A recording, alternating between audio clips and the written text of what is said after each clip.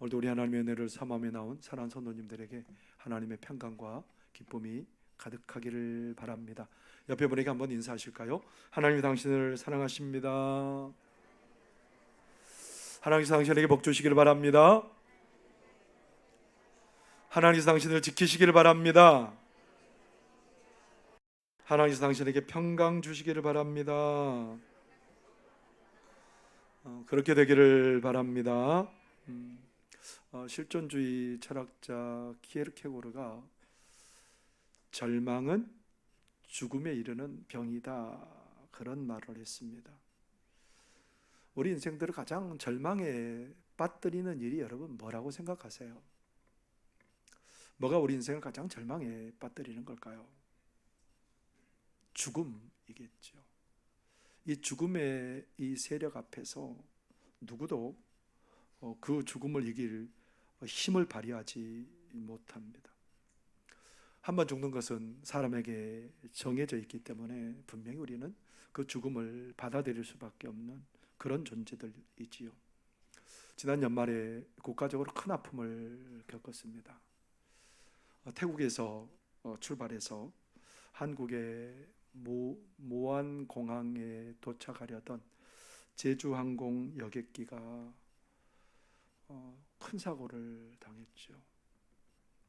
181명이 탑승해 있었는데 2명만 구조가 되고 나머지 179명은 전부 다 그렇게 사망에 이르게 되는 큰 비극이 일어났습니다. 사망자 중에 가장 어린 아이가 3살이었답니다. 고모군인데 3살인 아이인데 그 아버지는 프로야구 구단 기아 타이거즈의 홍보팀 팀장으로 있었답니다. 이분이 코로나 시국에 결혼을 했는데 여행을 할 수 없으니까 신혼여행도 못 가고 그렇게 이제 아들을 낳고 처음으로 온 가족이 함께 태국으로 여행을 가게 되었답니다. 얼마나 설레었는지 자기 인스타에 그런 글을 올렸어요. 너무너무 설레고 좋다고. 그러면서 그 아이의 뒷모습도 사진으로 실어놓고 우리 이제 태국에 가서 뭐 굉장히 재밌게 즐겁게 놀면서 뭐라고 그렇게 거기서 태국에서 출발하기 전에 이런 글을 남깁니다. 최고의 순간이었다. 자기가 살아오면서 최고의 행복하고, 그러니까 그렇게 가족들이 갔으니까 최고의 행복하고 좋은 순간이었다, 그렇게 적었습니다.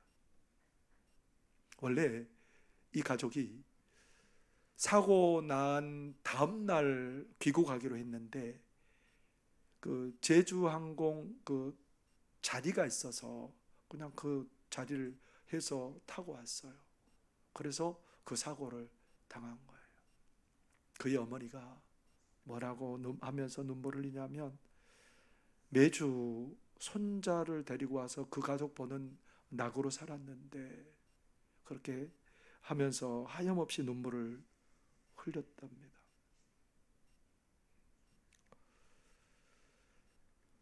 그런 아픈 사연도 있지만 희생자들 중에 한 딸이 있었는데, 한 어머니의 딸이 있었는데 그 딸이 엄마에게 카톡을 보냈습니다. 뭐라고 카톡을 남겼냐면요, 엄마, 비행기에 새가 껴서 착륙을 못하나 봐. 갑자기 전화하래. 엄마 전화 안 받아가지고 카톡 남겨. 엄마 사랑해. 마지막에 전화하고 싶었는데 엄마하고 통화가 안 돼서 마지막 남긴 말이 엄마 사랑해. 그게 마지막 이 딸이 남긴 문자였습니다. 이런 상황을 마주하면 우리는 참 가슴이 먹먹해집니다. 가슴이 먹먹해지고 이거 어떻게 해야 될까? 이걸 어떻게, 이 슬픔과 아픔을 어떻게 극복해야 될까? 참 막막하지요. 우리 그리스도인이라고 다를까요? 여러분, 우리 그리스도인들도 이런 일을 만나면 여러분 괜찮습니까? 그냥 담대하고 뭐 괜찮아 그렇게 하고 그냥 무덤덤하게 지날 수 있는 사람이 과연 얼마나 있을까요? 오늘 우리가 읽은 빌립보서는 사도 바울이 3차 전도 여행을 마치고 유대인들의 고소로 인해서 2년 동안 가이사라에 감금되어 있었습니다. 그런 사도 바울이 로마 황제 앞에서 재판을 받겠다고 그렇게 청구해서 이제 로마로 압송되어서 로마 감옥에 갇혀 있습니다. 그러면서 로마 황제 앞에서 재판을 받으면 두 가지 일이 일어날 수 있어요. 하나는 사망에 이를 수도 있습니다. 사형 선고를 받아서 죽음에 이를 수도 있고요. 하나는 무죄로 그렇게 판명이 되어서 이 사람이 사도 바울이 풀려날 수도 있습니다. 그런 사도 바울의 형편을 너무너무 잘 아는 빌립보 교인들이 이 사도 바울을 위해서 열심히 기도하고 있습니다.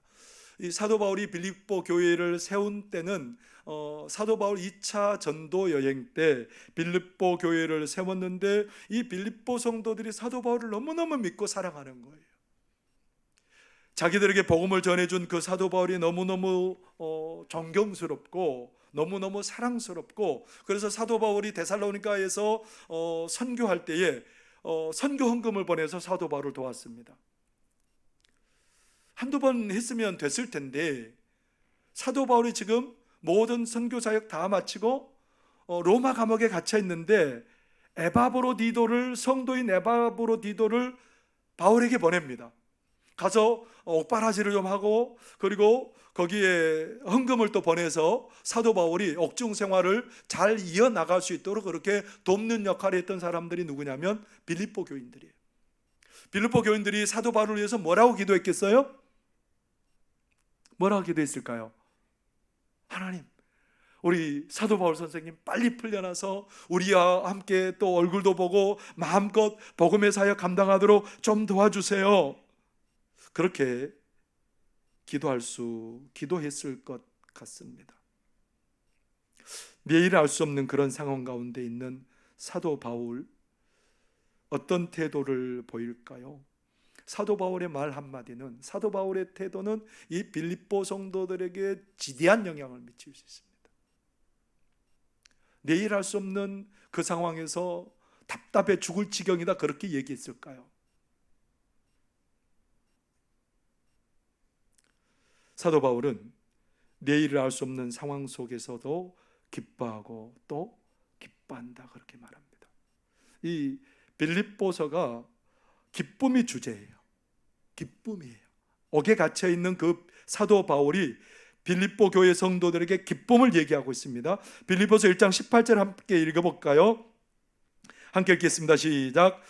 그러면 무엇이냐? 거치대로 하나 참으로 하나 무슨 방도라든지 전파되는 것은 그리스도니 이로써 나는 기뻐하고 또한 기뻐하리라. 사도 바울이 지금 빌립보 교인들에게 뭐라고 얘기를 해요? 나는 뭐 한다고요? 기뻐하고 기뻐하노라. 왜 사도 바울이 자신이 감옥에 갇혀 있음에도 그렇게 기뻐하고 기뻐하는 겁니까? 자신이 감옥에 갇혀 있지만 여전히 사람들이 좋은 의도로 하든지 아니면 조금 좋지 않는 의도로 하든지 예수님을 전해서 예수님을 전하고 믿는 사람들이 많아지고 그런 모습을 보면서 무슨 생각해요? 하나님의 복음 전파 사역은 누가 한다고 생각해요? 내 능력으로 내 힘으로 하는 게 아니고 하나님이 여전히 이 세상 가운데 일하시고 행하시는 하나님을 믿는 거예요. 하나님은 선하십니다. 하나님이 여전히 일하시고 하나님이 일을 이루어 가시고 그 하나님의 모든 일은 좋은 일들입니다. 그런 믿음이 사도 바울에게는 있는 겁니다. 철저히 하나님 신뢰하는 거예요. 그래서 사도 바울이 고린도에서 기록한 로마서에 보면 로마서 8장 24절에 28절에 뭐라고 기록하냐면 이렇게 사도 바울이 편지를 쓰고 있습니다. 우리가 알거니와 하나님을 사랑하는 자 곧 그의 뜻대로 부르심을 입은 자들에게는 모든 것이 합력하여 선을 이루느니라. 지금 일어나는 모든 일들은 누가 행하시는 거예요?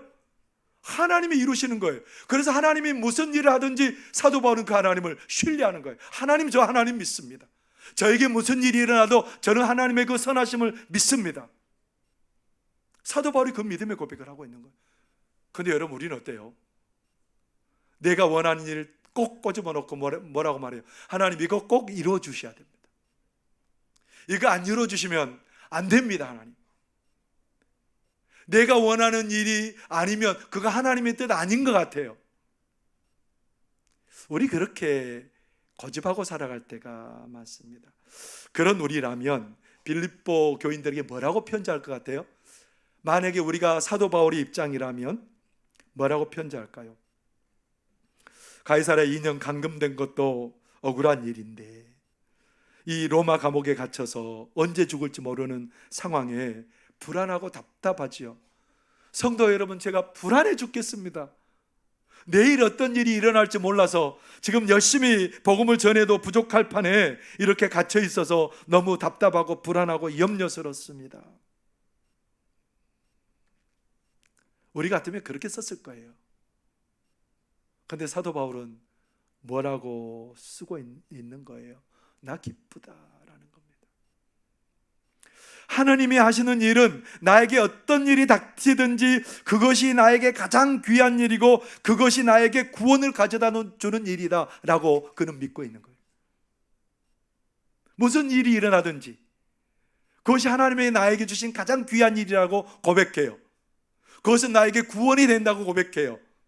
오늘 19절 말씀 한번 같이 다시 한번 읽어볼까요? 시작. 이것이 너희의 간구와 예수 그리스도의 성령의 도우심으로 나를 구원에 이르게 할 줄 아는 거로. 우리 하나님께서는 사도 바울을 어디에 이르게 한다고 고백하고 있는 거예요? 구원에 이르게 한다는 거예요.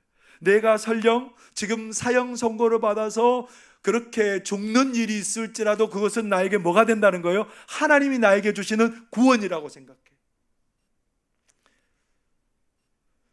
왜 그렇습니까? 왜 그것이 나에게 구원이 된다고 고백하고 있는 거예요? 그 일로 인해서 내가 사랑하는 사모하는 우리 주님과 영원히 함께할 것을 믿고 있기 때문에 그렇습니다.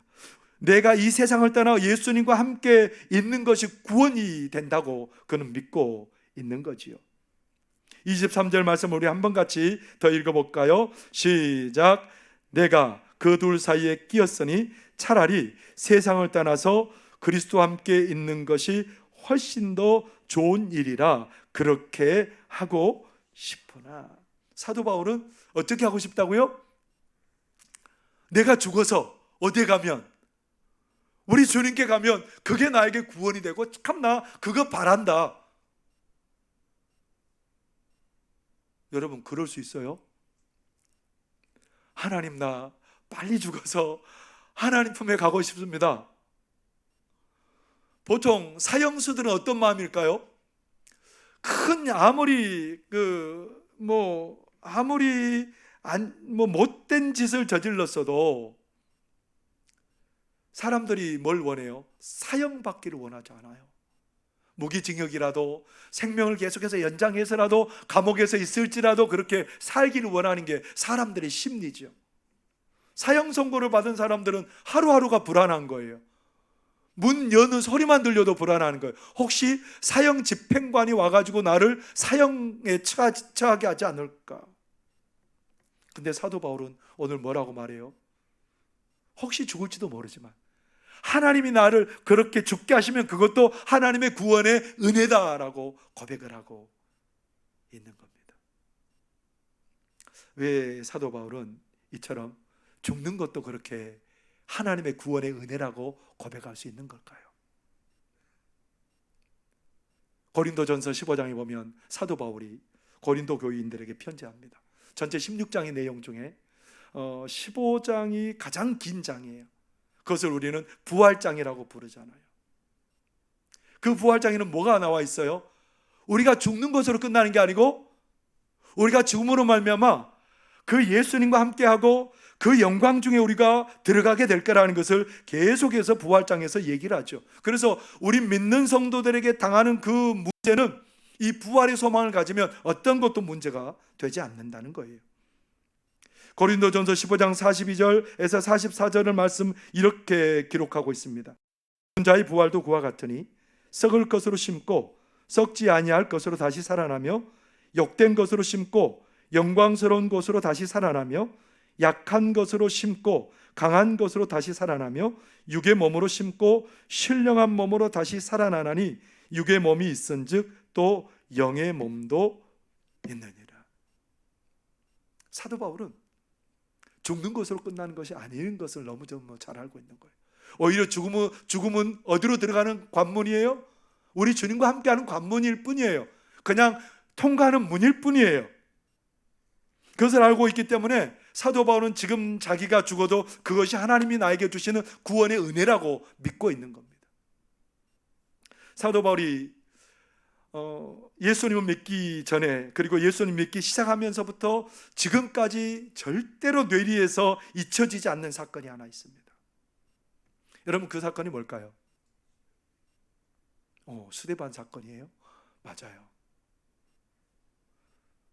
스데반이 복음을 전하다가 그렇게 산헤드린 공회 앞에서 복음을 변론하다가 그들이 당해낼 수 없으니까 사도 바울을 이끌어내서 그렇게 돌로 쳐 죽이려고 하는 그런 상황이죠. 그런 상황에서 사도 바울의 얼굴이 어땠다라고 성경은 얘기를 하냐면, 여러분, 얼마나 두려웠을까요? 얼마나 부러웠을까요? 두렵고 얼마나 불안했을까요? 그런데 그의 얼굴이 성경은 뭐라고 기록하고 있어요? 천사의 얼굴과 같았다라고 말해요. 그러면서 사도 바울이, 스데반이 그렇게 하늘을 우러러 보면서 뭐라고 말합니까? 하늘문이 열리고 하늘을 우러러 보면서 우리 예수님께서 하나님의 보좌 우편에 서서 사도 스데반을 그렇게 맞아들이는 그 모습을 내가 본다라고 얘기를 해요. 어떻게 보면 가장 고통스러운 상황이 가장 큰 영광의 문을 보게 되는 그런 사건이 되고 말았던 겁니다. 그래서 스데반이 뭐라고 말합니까? 저들의 죄를 용서해 달라고 말하면서 예수님, 내 영혼을 받아주십시오 하면서 순교하게 됩니다. 그 사건을 누구는 기억하고 있어요? 사도 바울은 계속해서 그게 뇌리에서 떠나지 않고 기억되고 있어요. 그가 그 고통의 순간에 가장 영광스러운 자리를 바라보고 있었고, 고통스러운 순간에 소망의 노래를 부르고 있었기 때문에 그렇습니다. 이지은 씨가 있는데요, 이분은 굉장한 불교 신자였답니다. 어느 날 남편이 암에 이렇게 암 투병을 하게 되어서 병원에 입원했는데 이 암 환자들이 그 병실에 있는 거예요. 그런데 한 암 환자가 어느 날 이제 임종이 거의 가까운 때에 그 암 환자가 힘도 다 빠지고 뭐 기력도 없는데 갑자기 어느 날 너무너무 놀라면서 막 소리를 지르면서 누가 나를 잡으러 왔다는 거예요.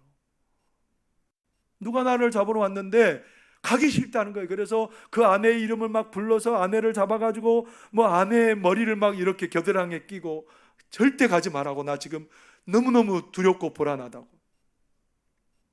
보통 맥박이 30 이하로 떨어지면 사람이 죽는데요. 근데 이 사람이 못 죽는 거예요. 너무너무 두려워서. 30 이하로 맥박이 떨어졌는데 막 그 숨을 끌어서 막 쉬면서 3일 동안을 그렇게 버티더라는 거, 안 가려고. 너무너무 두려워서. 투병하던 사람이 죽었어요. 누구 차례예요 이제는? 자기 남편 차례예요. 자기 남편 옆에서 염주를 돌리고 있는데 남편이 이제 그런 증상을 보기 시작, 두렵다고, 무섭다고, 나 좀 살려달라고. 이 사람이 염주를 내팽개치고 가서 사람들에게 예수 믿냐고, 와서 좀 기도 좀 해달라고. 그렇게 해서 이 사람이 예수님을 전해 듣고 예수를 믿은 거예요. 예수님 믿고 예수님을 전해 듣고 그랬는데 그런 게 다 사라진 거예요. 편안하게 그렇게 숨을 거두게 되었습니다. 우연일까요? 왜 이렇게 편안하게 숨을 거둘 수 있었을까요? 왜요? 갈 곳이 있었기 때문이죠. 그는 그렇지만 예수님을 믿음으로 말미암아 이제 그 믿음으로 영원토록 예수님과 함께 되는, 함께 사는 그런 복을 누리게 되었다는 것을 알기 때문에 평안히 소망을 가지고 그렇게 하나님의 품에 안길 수 있게 되었습니다. 여러분, 우리 믿음의 사람들에게 있어서 죽음은 뭘까요? 우리 믿음의 사람들에게 있어서 죽음은 끝이 아니에요. 죽음은 오히려 우리 주님의 그 영광 가운데 들어가는 소망의 문이 되는 겁니다. 그래서 사도 바울은 오히려 죽음도 뭐라고 말해요? 하나님이 나에게 주신 구원의 은혜다라고 고백하며 살아가는 겁니다. 오늘 여기 계신 우리 성도님들 어떠세요? 여러분은 죽음을 어떻게 이제 받아들이실 수 있겠어요?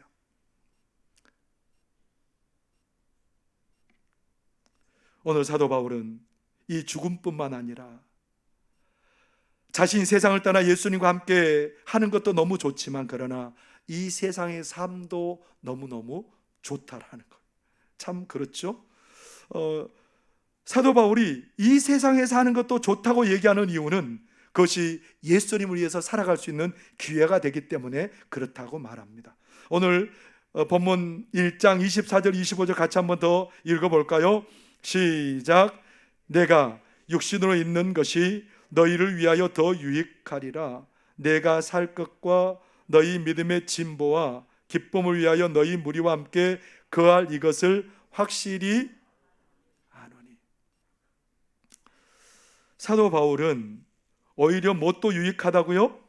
내가 죽지 않고 사형 선고를 받지 않고 그렇게 내가 살아서 육신을 가지고 살아가는 것도 나에게는 오히려 좋을 것 같다. 왜냐하면 그것이 너에게 유익이 되기 때문에. 오늘 사도 바울은 삶의 분명한 목적을 갖고 있어요. 지금 현재 내가 무엇을 소유하고 무엇을 누리느냐, 이게 사도 바울의 목적이 아니에요. 사도 바울의 살면서 목적은 뭐냐면 내가 어떻게 하면 우리 하나님의 기쁨 되는 일들을 이루어 나갈 것이냐, 여기에 사도 바울의 온 관심이 있는 겁니다. 여러분의 관심은 뭐예요? 우리의 관심은 주로 뭘 가지고 있느냐, 뭘 누리느냐, 이것 때문에 날마다 우리는 두려움과 염려예요. 살아가는 것도 염려고 죽을 것도 염려고 다 염려예요.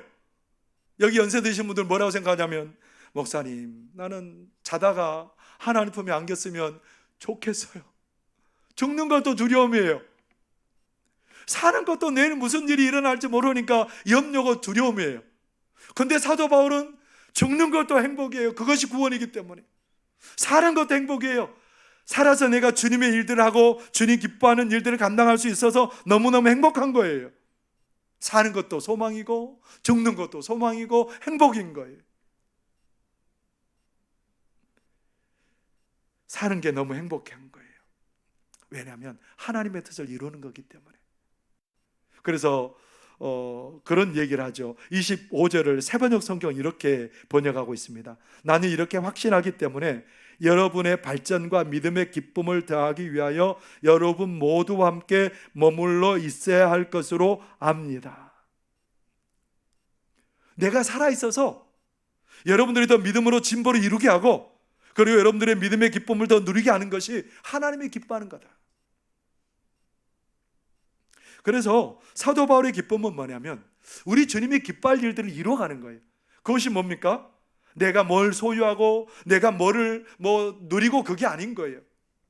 성도들이 행복을 누리고 다른 사람들이 정말 기쁨을 누리고 찬양하고 감사하고, 그런 것들이 사도 바울에게는 소망이고 기쁨인 거예요. 여러분의 삶은 뭐가 소망이고 기쁨이세요? 누군가가 행복하게 살아가고 누군가를 행복하게 해주고, 이런 것들이 우리의 삶의 소망이 될 때에 우리의 삶의 모든 일들이 기쁨이고 감사하고 소망이 될 줄 믿습니다.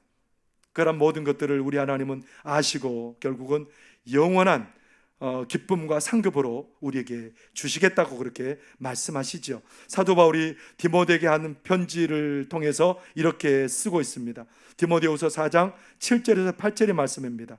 나는 선한 싸움을 싸우고 나의 달려갈 길을 마치고 믿음을 지켰으니 이제 후로는 나를 위하여 의의 면류관이 예비되었으므로 주 곧 의로우신 재판장이 그날에 내게 주실 것이며 내게만 아니라 주의 나타나심을 사모하는 모든 자에게도니라. 호흡이 있어서 주님 기뻐하신 일을 감당할 때에 주님 앞에서 영원한 기쁨과 상급을 누리며 감격하며 살게 될 거라는 겁니다. 그렇기 때문에 사도 바울은 사는 것도 소망의 노래를 부를 수 있어요. 죽는 것도 소망의 노래를 부를 수 있어요. 모두가 다 하나님이 나에게 주신 은혜이기 때문에 그렇습니다. 이사야 25장에서는 그런 종말에 대해서, 종말에 우리가 누릴 풍성한 잔치에 대해서 소개하고 있죠. 종말이 어떤 것을 누려요? 가득한 이 세상의 잔치와 비교할 수 없는 그 풍성한 잔치를 맛보게 하실 것이고, 우리 하나님이 사망을 영원히 없애버리실 것이고, 눈물을 닦아주실 것이고, 부끄러운 모든 것을 다 없애버리셔서 영원한 복과 은혜를 누리게 하실 거라는 겁니다. 이것이 우리들에게 기다리고 있습니다. 그래서 우리가 죽는 것도, 우리가 살아서 이 땅에서 주님 기뻐하신 일을 감당하는 것도 이것에 이르게 하는 그런 일이기 때문에 모든 것이 소망일 수밖에 없습니다. 부산대학교 물리학교 교수를 지내시다가 지금은 한동대학교 물리학과 교수를 지내는 기론평 교수님이 계십니다. 이 교수님이 조숙했나 봐요. 중학교 때 생물 시간에 수업을 들으면서 식물이 뭘로 구성되었을까? 공부해 보니까 세포로 구성된 거예요. 동물은 뭘로 구성됐을까? 세포로 구성된 거예요. 그러면 사람은 뭘로 구성됐을까? 사람도 세포로 구성된 거예요. 중학생이. 그러면 사람이 식물과 동물처럼 썩어지면 그만이네? 그러면서 허무주의에 사로잡혔답니다. 이 어린아이가, 중학생이 허무주의에 사로잡혀서 그것을 극복하려고 열심히 공부했대요. 그래서 서울대학교 물리학과에 들어갔답니다. 그거 극복해 보려고. 서울대학교 물리학과를 졸업하고 미국의 유명한 대학에 그 물리학과에 들어가서 그 유명한 물리학 교수 밑에서 공부를 하는데 그걸 좀 해결해 보려고 거기에 들어간 거예요. 그러다가 미국에 건너가서 교회를 다니게 되었고 어느 날 성경을 펴서 읽어보게 되었답니다. 거기서 문제가 해결된 거예요. 예수님 믿는 것도 아니면 다른 것을 붙들고 살려고 했는데 예수님 안에서 모든 것들이 해결이 된 거예요. 그래서 예수님이 십자가 은혜를 알게 되었고, 예수님 믿고 하나님의 자녀가 된 것을 알게 되었고, 이제 천국을 유업으로 받았다는 것을 알게 되었고, 영생을 얻게 되는 것을 알게 되었습니다. 모든 문제가 해결되었죠. 29살까지 그를 괴롭혔던 허무의 문제가 해결되는 순간이었습니다. 그는 세 가지를 믿는데요. 뭘 믿냐면, 첫째로 하나님은 진짜 살아 계신다. 두 번째로 우리는 진짜 죄인이다. 세 번째로 그러한 우리를 끝까지 사랑하시는 사랑의 하나님을 믿는다. 뭐라고요? 우리는 하나님은 진짜 살아계신다. 우리는 진짜 죄인이다. 그러나 우리를 끝까지 사랑하시는 하나님의 사랑을 믿는다. 이 세 가지를 믿는다. 그러면서 그에게는 꿈이 있답니다. 어떤 꿈이 있느냐면 자기가 설레는 마음으로 죽는 게 꿈이래요. 그의 꿈이 뭐냐면 설레는 마음으로 죽는 거래요. 그래서 사람들이 자기가 죽는 모습을 보면서 하나님을 알고 예수를 믿고 그들도 구원받기를 원하는 그런 꿈이 있답니다. 더 나아가서 자신의 후손들도 기쁜 마음으로 설레는 마음으로 죽게 만들자. 이게 이분의 꿈이래요. 여러분 어떤 꿈을 꾸고 계십니까? 여러분에게 죽음은 뭡니까? 여러분의 삶은 뭡니까? 그러나 오늘 하나님 안에 있을 때에, 하나님의 구원을 우리가 믿을 때에 죽음도 사는 것도 우리에게 구원이 되고 은혜가 되는 줄 믿으시기를 바랍니다. 하나님 우리에게 가장 좋은 것 주시거든요. 하나님께서 우리에게 이루시는 모든 일들은 우리에게 가장 좋으신 것이고 가장 좋은 구원을 이루는 일입니다. 천상병 시인은 귀천이라는 시에서 이렇게 노래하고 있지요. 나 하늘로 돌아가리라. 새벽빛 와 닿으면 쓰러지는 이슬 더불어 손에 손을 잡고 나 하늘로 돌아가리라. 노을빛 함께 단둘이서 기슭에서 놀다가 구름 손짓하면은 나 하늘로 돌아가리라. 아름다운 이 세상 소풍 끝내는 날 가서 아름다웠다라고 말하리라. 이분이 예수님 믿는 분이에요. 그래서 어디로 돌아간대요? 하늘로 돌아가리라. 이 세상 만만치 않은 세상이고 힘든 세상이었지만 설레는 마음으로 소풍 갔던 것처럼 이 세상 그렇게 살았답니다. 하나님을 믿기 때문에, 이 나라가 있는 것을 알기 때문에. 그래서 가서 하나님 앞에서 뭐라고 고백한다고요? 하나님 아름다웠습니다. 하나님 아름다웠습니다. 그렇게 고백한다는 겁니다.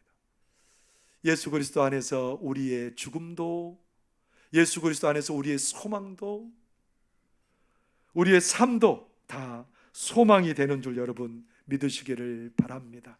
우리가 지금 세상과 작별하고 떠나면 우리 주님과 영원히 사는 것이고요, 지금 내가 사는 것이면 우리 주님을 위해서 내가 하나님 앞에 귀한 열매를 맺어드리는 일이기 때문에 내 죽음도 내 삶도 소망의 노래를 부를 수 있는 복된 일인 줄 믿으시기를 바랍니다. 그래서 세상 사람들도 나를 보면서 야, 저 사람은 죽음에 대해서도 삶에 대해서도 저렇게 소망을 가지고 살아가는구나, 그런 것들을 보여줌으로 말미암아 세상 사람들이 나를 통해서 소망을 발견하는 그런 역사가 있게 되기를 바랍니다. 기도하겠습니다. 사랑하는 하나님 아버지, 고맙고 감사합니다. 하나님, 내가 죽는 것도 내가 사는 것도 소망이고 은혜고 기쁨일 줄 믿습니다. 하나님, 이 모든 것이 하나님이 나에게 주신 구원의 일이기 때문에 그렇습니다. 하나님, 우리 모든 송악교에 속한 성도들이 날마다 소망의 노래를 부르게 하여 주시고 감격하며 감사하며 믿음으로 살아가는 그런 우리 모두가 될 수 있도록 주여 도와 주옵소서. 예수님 이름으로 기도하옵나이다. 아멘. 찬송